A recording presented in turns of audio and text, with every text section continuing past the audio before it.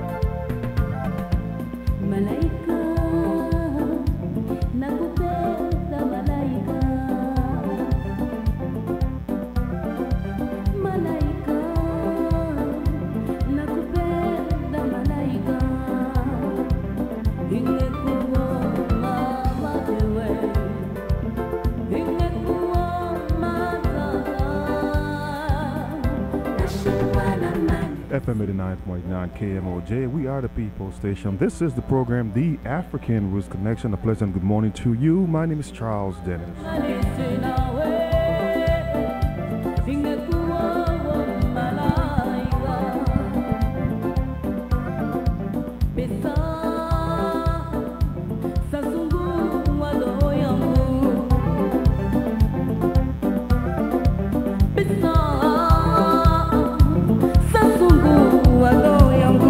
And again, this program is every Saturday from 9 to 10. And if you will download the app, TuneIn Radio, you can listen to KMOJ on your mobile device. So for a program of education, information, and entertainment, we actually keep a dial 7 FM 89.9 KMOJ. We are the People's Station. So coming up after this program will be Rise Bungle Jerry at 10 o'clock. He'll be here with Tropical Vibes Cool Runnings. And then at 12 midday, DJ Divine and Nikki Love will be here with Hip Hop Classic. So if you have been listening, about a couple of months ago, I talked with a young man, Mr. Hooper, and he was talking about he acquired a piece of land in West Africa, Ghana, and he was very excited about that. He wants to return to the continent.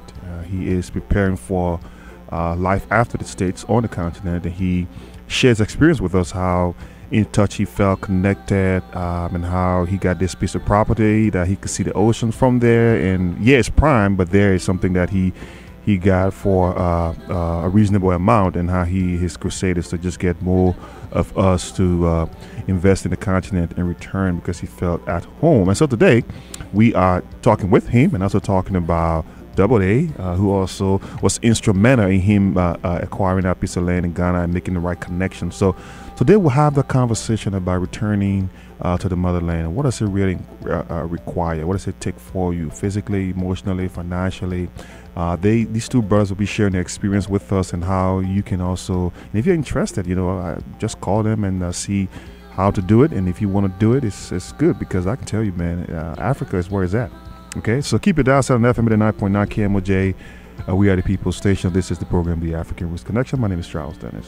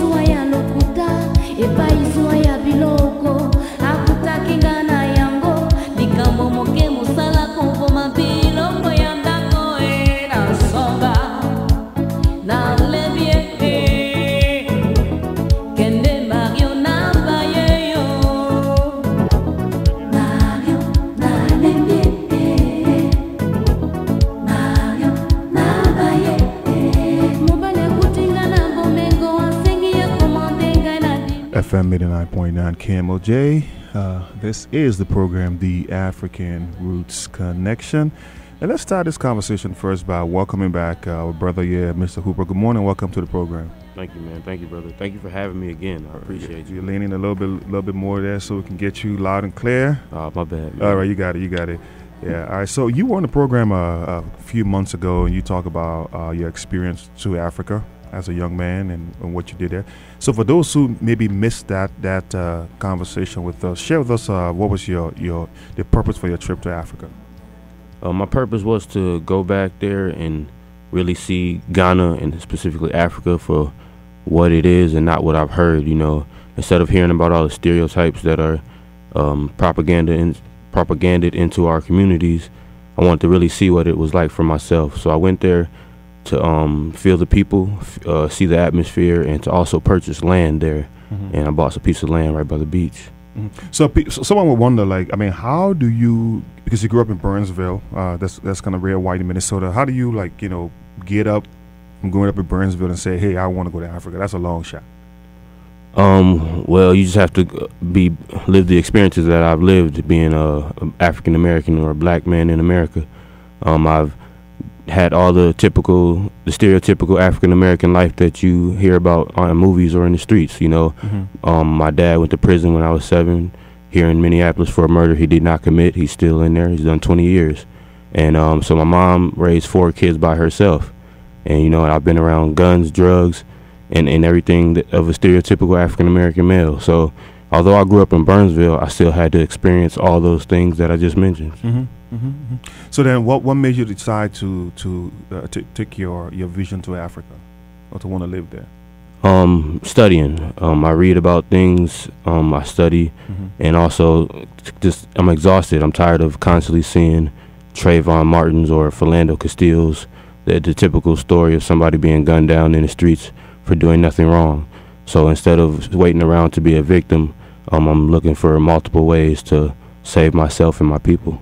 So you decided to go to Ghana, right? And then you visited Ghana, and then you bought a land there. How did that all happen? One connection after another. Just organically, it was meant to happen. So I was scouring the internet. Okay. While I'm scouring the internet, working on my thesis for grad school. I was working on my thesis for myself as well. So I went to the internet. I found this YouTube site called Search for Uhuru. It's spelled U-H-U-R, search for U-H-U-R-U, search for Uhuru. And I also found another YouTube channel by the name of Bomani Taihimba.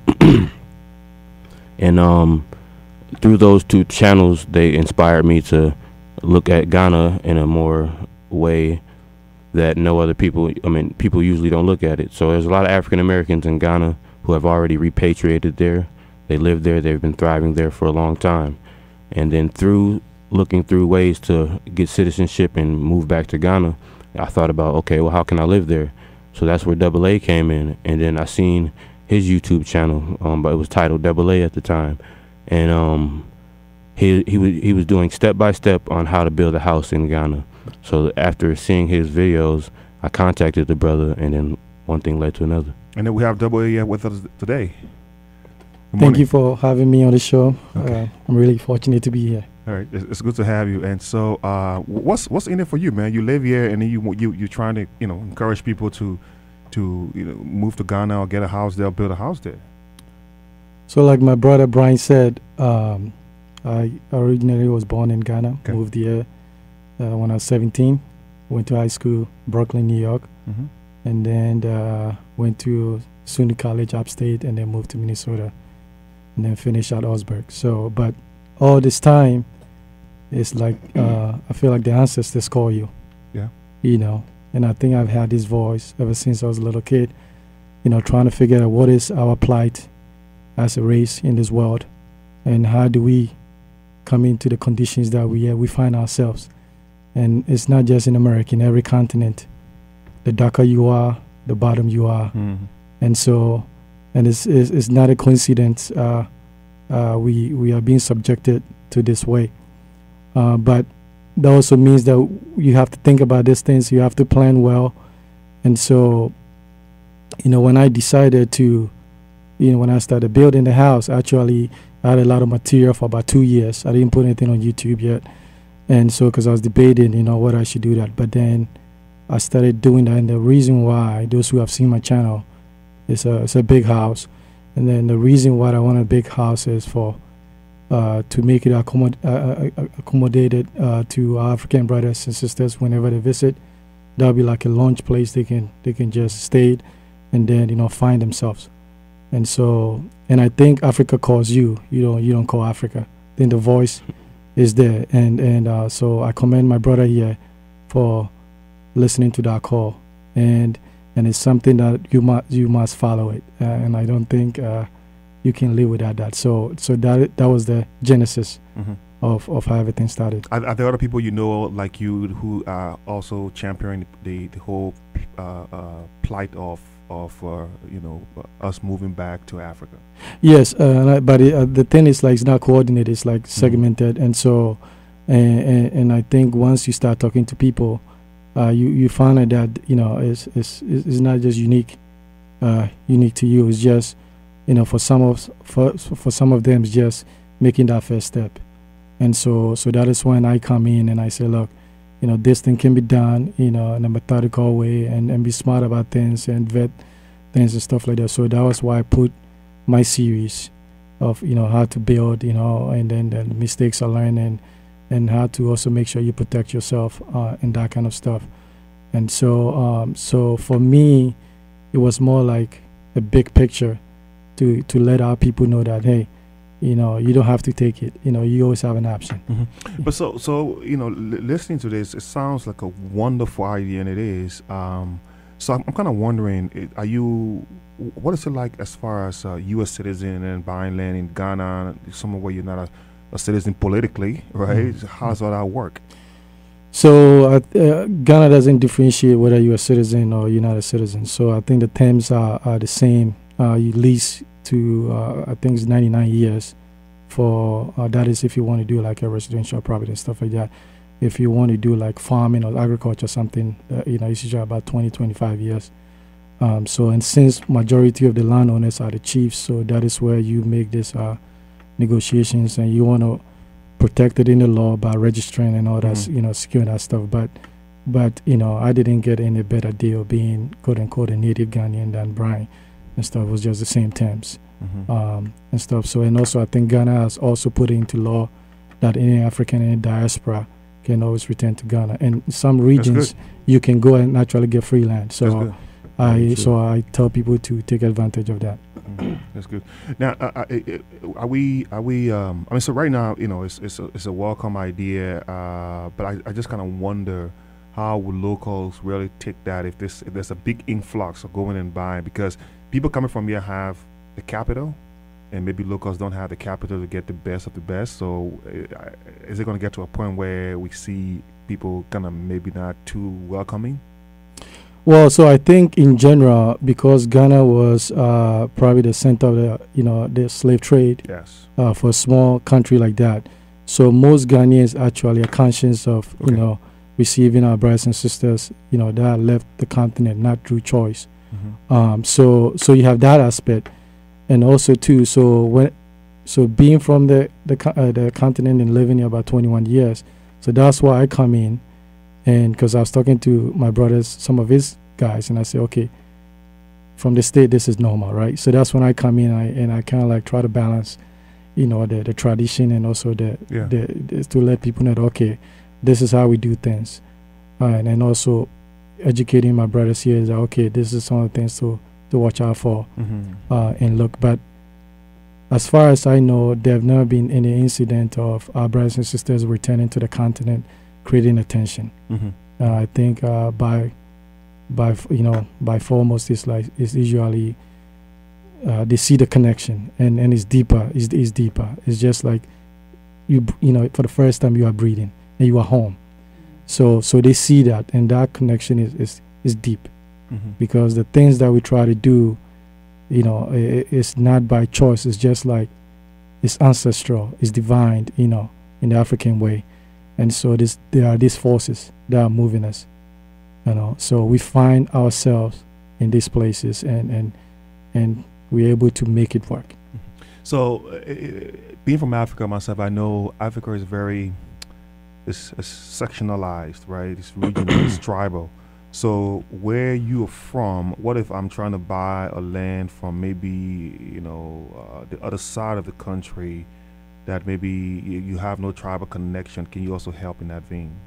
Yes. So the I think the beauty and the fortunate thing about Ghana is like we associate Ghanaian first, like tribe, second, and so since we don't really have native Ghanaians, every group came from somewhere, so nobody really claim ownership to the land.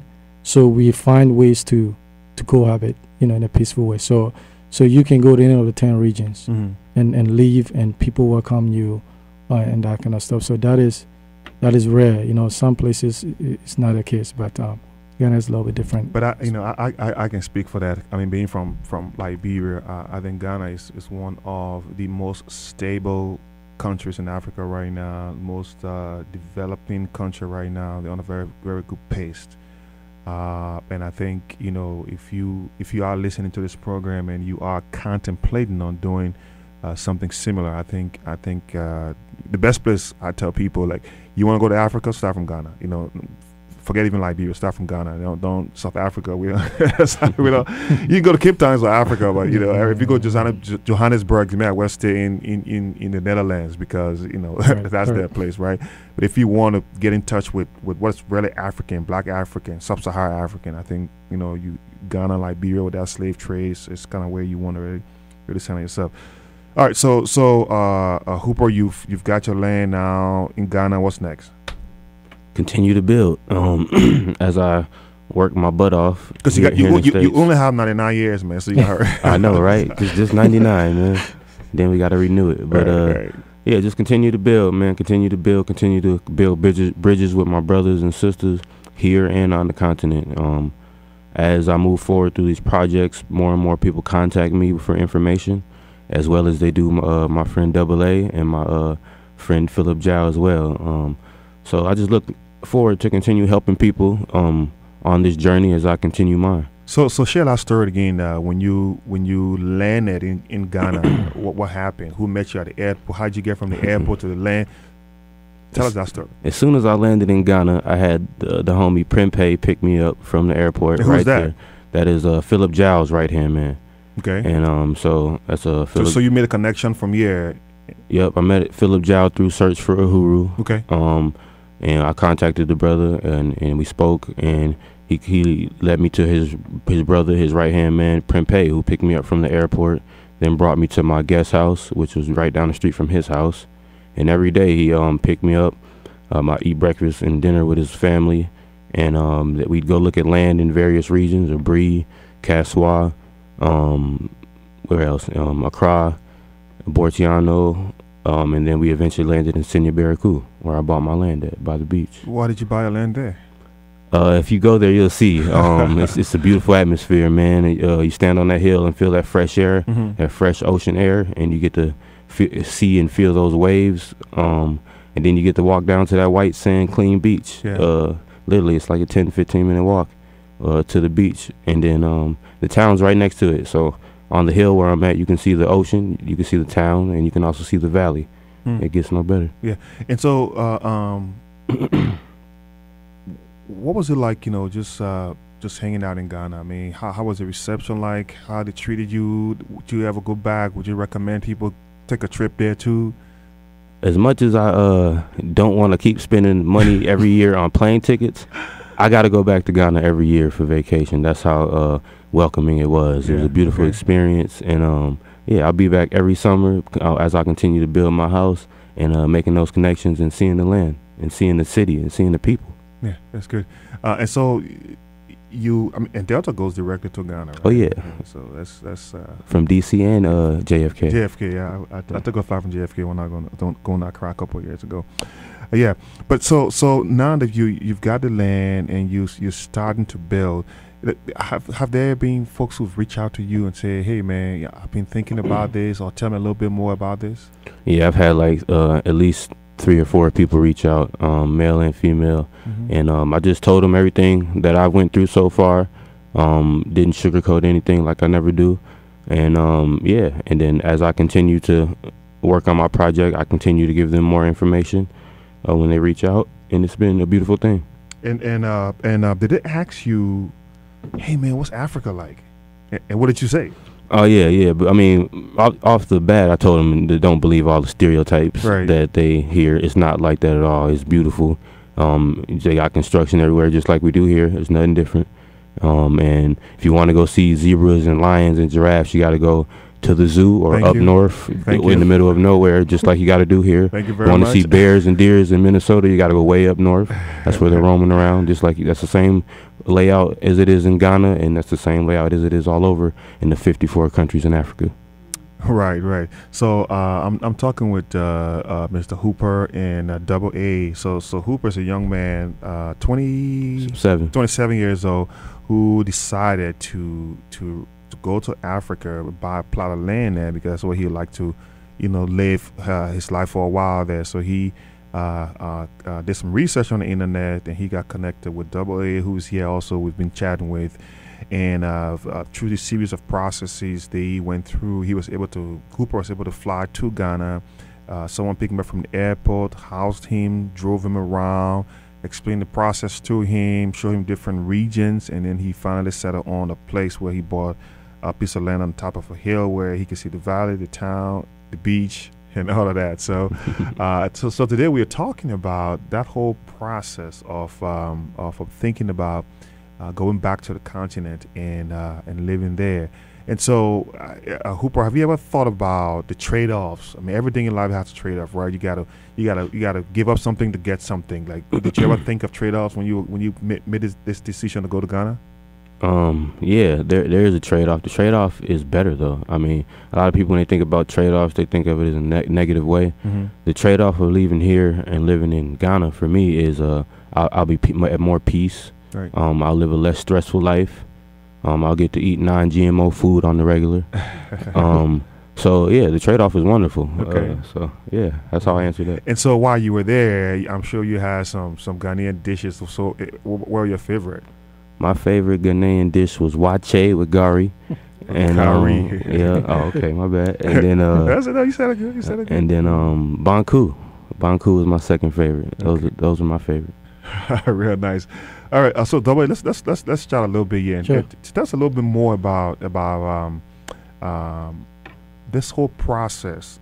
Is there like an intake or you walk? So I know you have the step-by-step video on YouTube, but when someone contacts you, what's some of the first questions they need to have answers to that you will ask them? So if it's a brother and sister from me, I say first, I always tell them, visit. Visit first. Because like my brother said, you can't just go on the internet and decide this is where I want to stay. Right. It's different for everybody. So visit, and it's more like exploration. It's not like a fun trip. So you go there, you go to different. Yeah, it's not as exotic. You actually going to explore, right? Explore. Find these places. Because you just have to be there and feel it.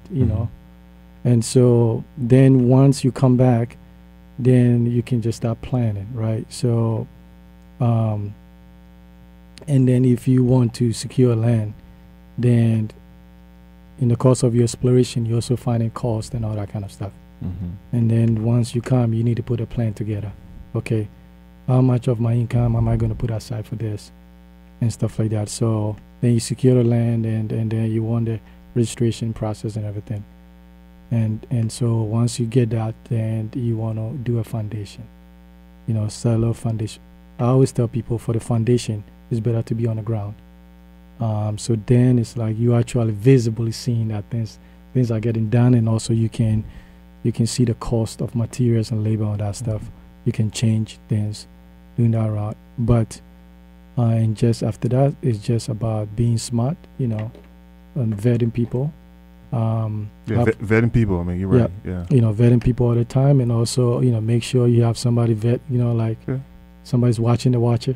That's my next question. Like you can't stay there for the entire duration of the progress of the building, but who do you trust to look after? I have three different people, and none of them knew each other in the beginning until I got to the point that I knew my bid was legit. Right. And then, But and the disclaimer here is, there are good people and bad people everywhere, right? Correct. We're not sitting Correct. here saying the most perfect and honest people are in Africa. So you go there, you dump your money, you walk away, and you come back, your house is built, and your door is not locked, and everything is still in your house. No, right? Say, you just said it. Be smart. yeah, be right? smart. Vet Yes, people. yeah, be smart. And that's when I come in and I talk to people, what to watch for and that kind of stuff.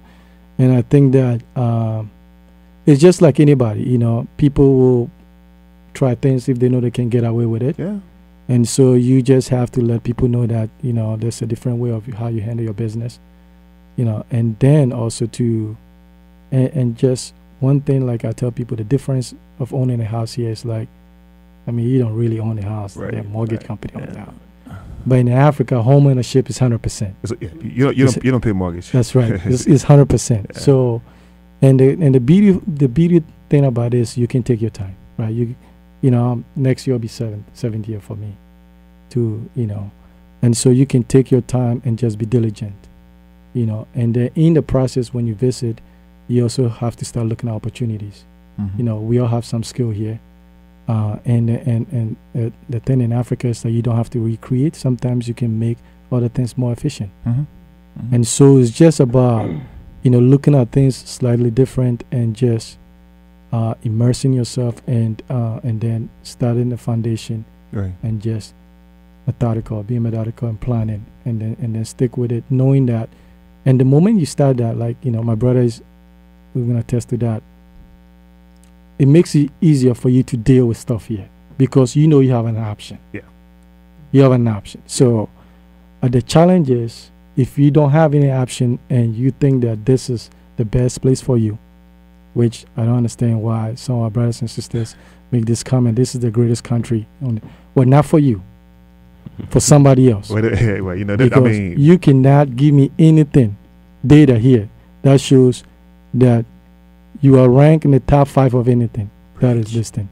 So we have to deal with certain reality that when other people make comments, they can justify that we can't.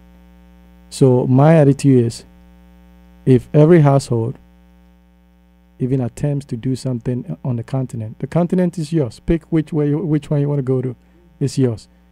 Once we begin to do that, I think our attitude and our process will begin to think about us in a certain way, because now, not only that the money is leaving this place, because money will get people to respond, right?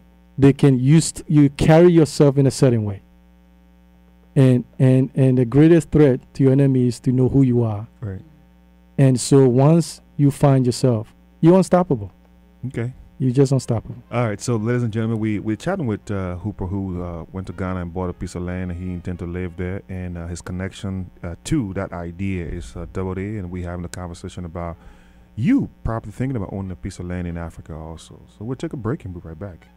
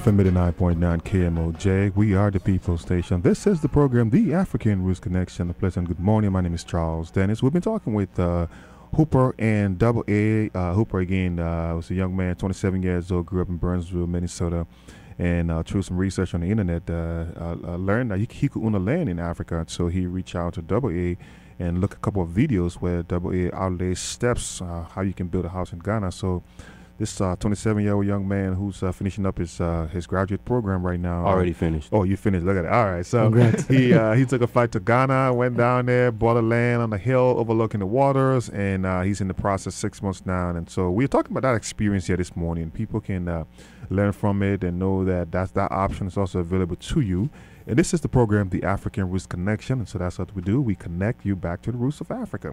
And so I know we were just having a chat offline here, and we were talking about the experience that Hooper had when he went to Ghana. Let's talk about it, like, right? Yeah, so my brother Hooper came to Ghana, and then I knew he was coming, but one of those days I was super busy on site. And so he called me, and he was like, "Bro, I'm downstairs." And I was like, what do you mean you're downstairs? He was like, "I'm here." And I'm like, how did he even find this place? So I go downstairs. In your house? In my house. I go downstairs, there he was. That's Africa for you. I was like, I was so excited. I was like, how did he get? He was like, we were just driving by and I saw the gate, and I was like, yeah, that's the house. So he found his way. I just gave him like the location, and he just, winners find way, like we say. So he just found his way to the house, and then, but he's a lion. All right. So Hooper, how did you know the house?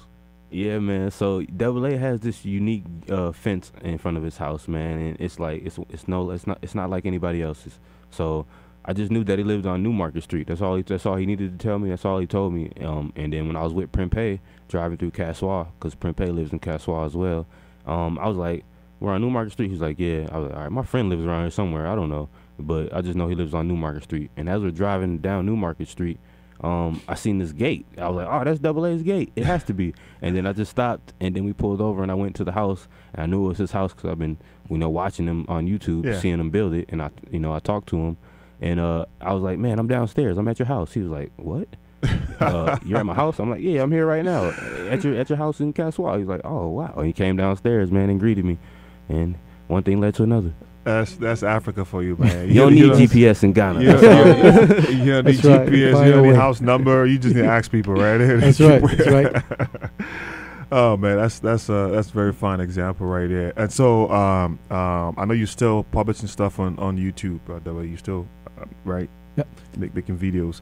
And so I know. So Hooper reached out to you. How many other people have been reaching out to you since you started this whole process?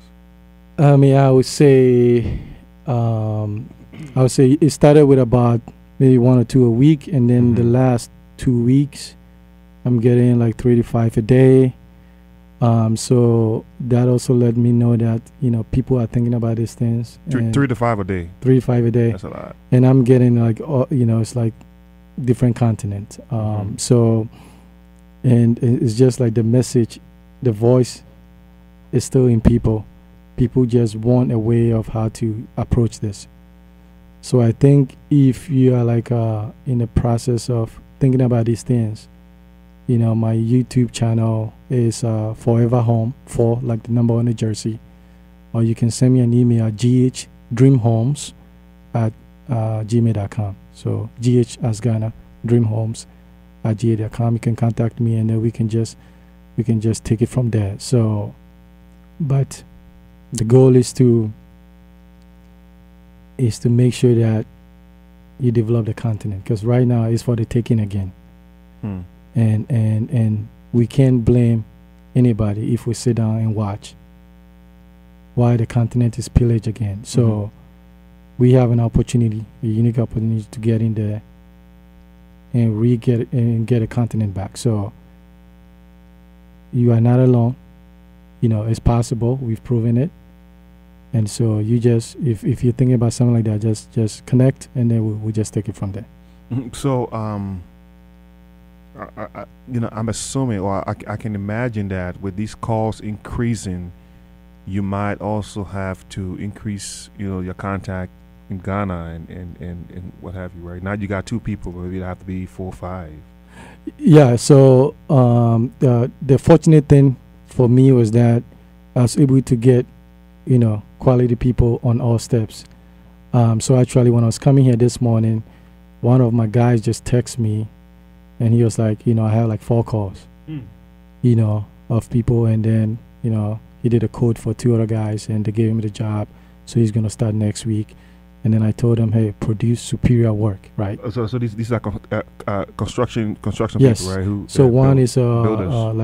like he does like window design, and Okay. and then one is does the ceiling work, the POP. Mm-hmm. So and because what I'm trying to do is to let them know that the same way relationship we develop, they have to transfer that with other people, and as long as they do that, there will always be work for them to do. Yeah. So that is, I think that is the challenge of finding people Yeah. that will actually will be able to execute the things you want without any stress. So I think I've been fortunate in having those connections. So they are busy. Mm-hmm. They are very busy down there. But again, I know I asked this question in the beginning of the conversation here. Is like, what's in it for you? Why should you get 3-4 calls a day? It's like what's in it for you? I mean, this is like taking time away from your personal life. Like I said in the beginning, when the ancestor call, Okay. you must listen. And for me, I've always believed that, yes, we may claim, valid claim, that we build this country, but somebody has taken over. So we have a choice: take it back, or build our continent and put ourselves in a way that nobody can take it again. So that is, for me, that is the drive and that is the motivation. Mm-hmm. Not to make me happier, because I live in America with a different swag. Mm. I can deal with everything else I see every day, because I know it's a temporary thing for me. Yeah. So if our brothers and sisters feel this way, and they know that, hey, my kids, my grandkids doesn't have to live under this condition, I think it is mentally and emotionally, it's a big relief. So that is the thing that maybe if somebody has a calling, that is that for me. And that is why I built this big house, for that reason, is that the brothers and sisters can always go home and be at home, truly at home, mentally, emotionally, and everything at home. So that is not more. People have approached me or make it a business and stuff like that, and I said, fine, but that is not the thing that drives me. Yeah. When my brother Bryan, reached out to me and we talked and we met, and I was like, man, it's like I was more excited than he was, because I was like, this is why I did a YouTube video. Mm-hmm. This is why. That's good to know, man. And so let's talk about that transferable skill set that you. I know, Bryan. So you graduate in sports management. Is that what it is? Correct. Okay, so how do you intend to use that in Ghana? Before I answer that question, I want to say one thing. Mm-hmm. Double A, Philip Jow, nobody that I've come in contact with for Ghana who has helped me on this project, they haven't charged me a dime. So what they've got out of it is just pure love and seeing a young brother who could be their son or brother get back to the continent and find peace. That's what they get out of it, the deal. It's pure love, it's organic, and it's no BS. Nobody's trying to get in each other's pockets. Nobody's trying to stiff each other. It's real brothers who are working together for a real cause, for a real reason, and nobody's looking to be above anyone. Wow, that's great. All right. But yes, as far as my degree and my profession and what I'm trying to, how will I use that in Ghana? I will eventually build a community rec center and also work within the community, within their sports and recreation departments, to provide a variety of different activities for the youth and older adults. So that's how I intend on using my skills and profession in Ghana, giving back to the sporting community. And I'm right by the beach, so we can also incorporate water sports, like surfing and and boating and a variety of other things. So most of those sports you're talking about require equipment. How are you going to do about that? Oh, that's easy. We get a lot of free equipment here in the States. We got to start taking advantage of the things that we have here and bringing them back to Africa. So as of right now, I have a garage half full of different variety of sporting equipment, from tennis balls to tennis rackets to basketballs to footballs to soccer balls to different paddings and cones. So I have a variety of sporting equipment, and it's only going to get more, and it's only going to get bigger, and then I'm going to ship it all to Ghana. Great story. So, man, we're talking with Bryan Hooper here in Double A. So, what's Double A for? Let's just talk about it. I know people wondering Double A. Yeah, let's get a long African name, all right? Yeah. So, actually, it's abbreviation for my first name is Anthony, last name Amankwa, so Double A. Double A. So, okay. yeah, so that's where it comes from. Yeah, it's not so long. So, yeah. Yeah, but to pick on how we've been volunteer, because I was a good soccer player, college in. He's a good soccer player. Yeah. Right? Hey, did you hear that, Bryan? He's just a soccer player. He's a good. Right. Good soccer player. You know, both in high school and college. So, and I do coaching. So, when my brother built his complex, I volunteer. I can. You'll be there. Yeah. I have 14 years of coaching, so I can, coach there. So one day, man, we're gonna have like a USA reunion in Ghana, like everybody who's got a house. We gotta make it happen. On the beach. We have to make it happen. Right, like God, how beautiful that would be. Like, what part of the states you from? If you live in Ghana, we're doing a barbecue this Saturday. Come on through. Amazing. We're gonna make that happen. Yeah, I'm planning to do a small little something next year for my 40th birthday in Ghana. So it's gonna be like a birthday and then like a housewarming kind of like party. So I'll give a shout out to my subscribers. If anybody has contacted me. Listen, he's putting on the radio, so buy a ticket to Ghana. That's right. He's got a big house. Just come on through, right? Celebrate. Just come in. And then you can have some of the good food that Bryan had when he was down there. Yes, sir. At Wache and Gari. Yeah. But Gary is what you say. You got it right. You got it right. That's good. Yeah, food is good. Yeah. And so, did you have a time to roll around the capital city at all while you were there? I did not, man. I was so busy looking at beautiful landscapes. I missed the capital city. I did. Yeah, I think that's people have the conception that sometimes we from the continent we are not as developed as they think we are. But I wish you had gone to the capital city and see the cars and the streets and the buildings and what have you, because it's just like Yeah, I got to see some of the big buildings, right when you land in the airport area. There, of course, there's all the skyscrapers. And so, you're not missing anything from here to there. It's still got tall buildings, skyscrapers. You got plenty of fabulous hotels. Everything we have here, we have there, but it's just more peaceful there. A lot fresher air, definitely in Senya Barracu. And the people are more welcoming. You don't have to worry about gunshots every day. You ain't got to worry about all the drugs and crackheads and everything else that comes with living in America, roaming around. But every place has its good and bad. I'm not trying to overhype anything. It is a third world developing country, but it's the most peaceful and the fastest developing country. So you should always take that into consideration and just go see it for yourself and you get that personal experience and go from there. And another thing too about Africa, food. This we don't refrigerate food too much. You get up in the morning, you go buy everything fresh, you cook it, you consume it for that day. Tomorrow morning, you go again, right? That's right. It's not packaged, it's not frozen. It's all fresh. That's right. Right, and that matters. With because I work in a lab, so I know what goes on in the food, and don't believe what the FDA and those guys are telling you. Trust me. I look at chemical compositions and warning signs on a daily basis. So there's nothing more organic, and better for you than an African food. So that's true, man. Get that fish live and that crab live, or lobster boil from the ocean. Yes, sir. Right there and there, you cooking it. It's just amazing. And I'm very happy that we can actually have this conversation on the radio, because I think people might think it, but I guess when they hear it, right, and they see other people have done it already, and we're just talking about the number of celebrities who've actually owned property in Ghana now is large. And every African American maybe have heard about E.B. Du Bois, right? He was a guy who he lived there and he was buried there.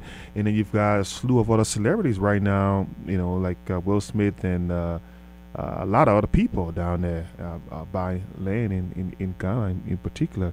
And also, one of the most significant artifacts that impact slave trade is that castle and how slaves used to go down those stairs in that castle, and you would never ever see your land again or your people again. And the castle is still standing there, and that's one thing where I heard people who've been there actually can see markings that slaves left on the wall that still exist today. So again, if you're trying to trace your roots, right, that's kind of where you want to go. That's where you want to start from.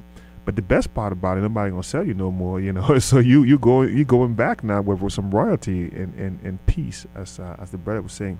And I joke with people who actually sometimes downplay Africa, and I tell them, I said, if there are only 2 cars that were made in this world, I guarantee you one will be in Nigeria.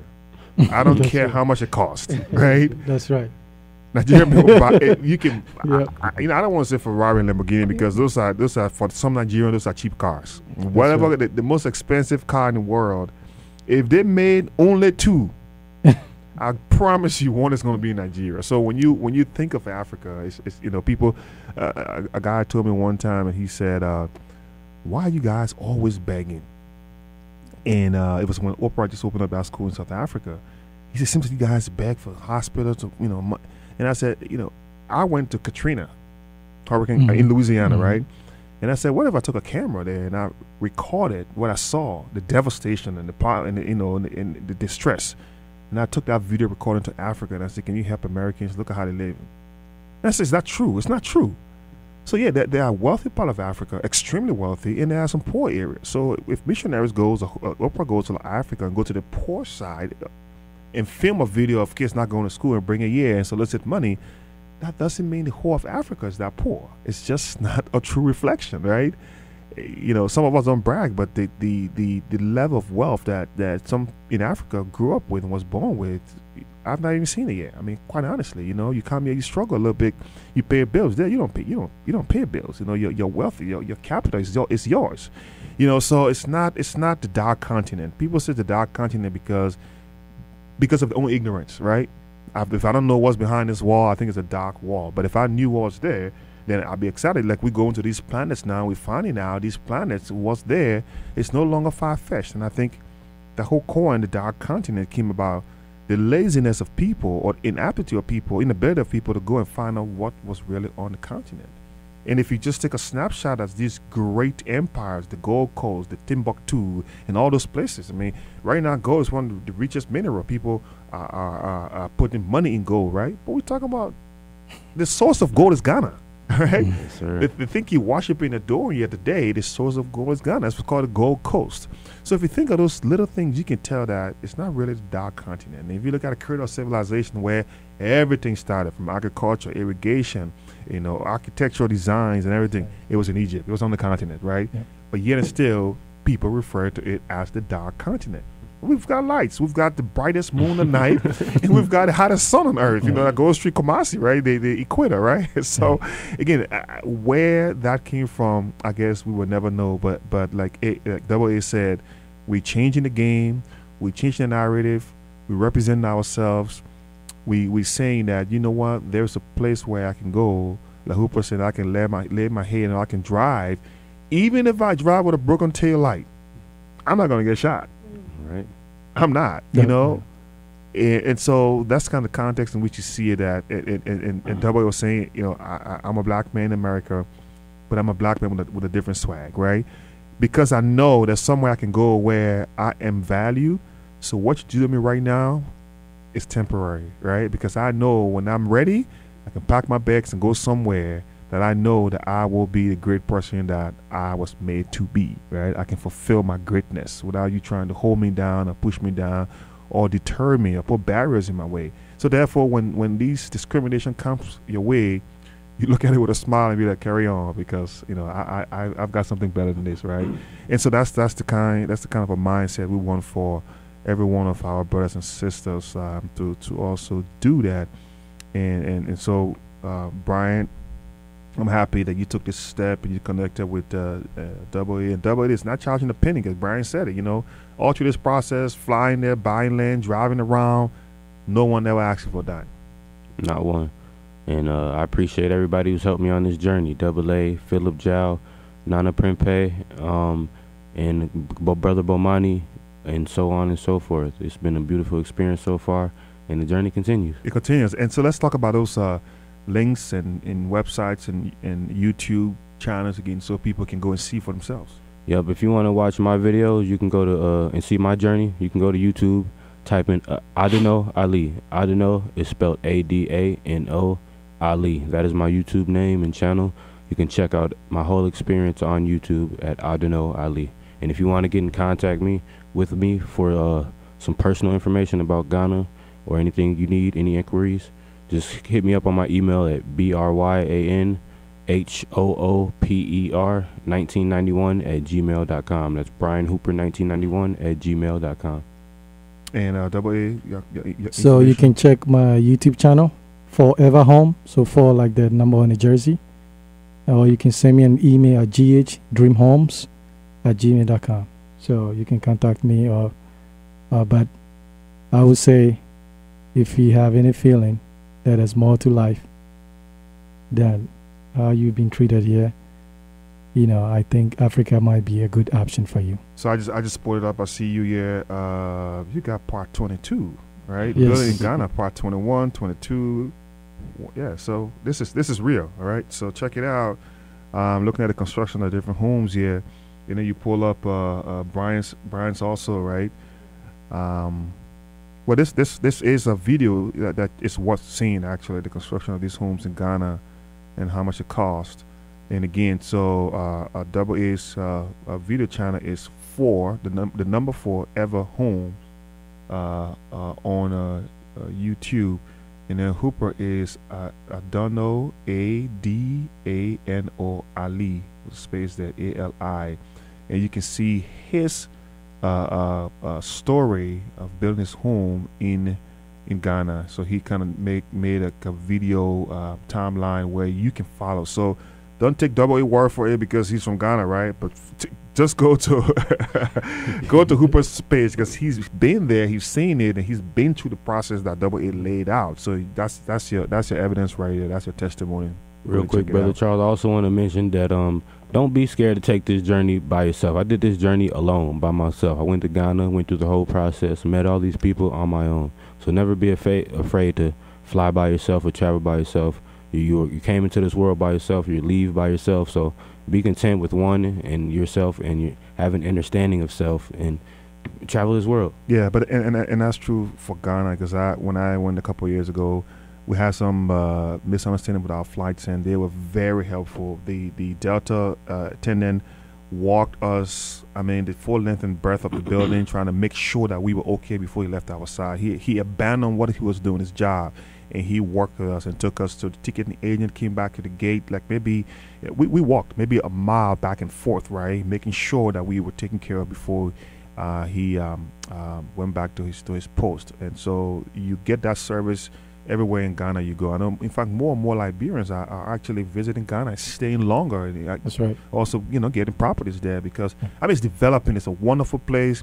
People smile a lot. They're friendly, very approachable. They're always willing to help, drive you somewhere, and not always asking for money, but just doing it because it's they're happy that you're in the country, and it means a lot to them. And so, like Bryan said, don't be afraid to take a trip. But again, before you do, if you want to check in with either Double A or him, just to get a mental concept of what you will be getting into, it's always a good thing to do. So again, think about it, contact them, and good luck. It's exciting.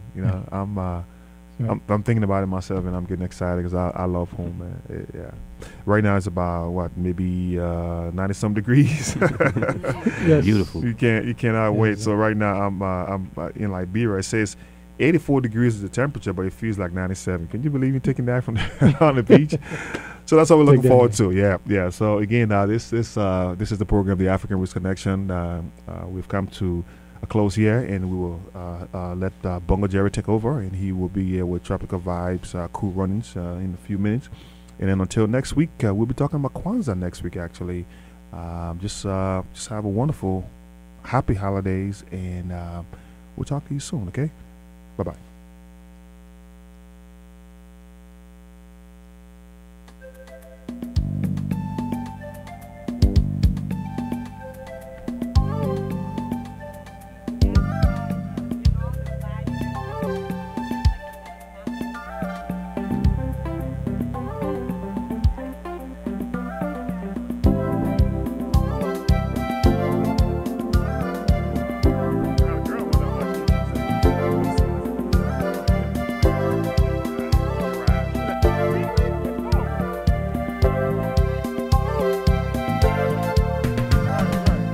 Malay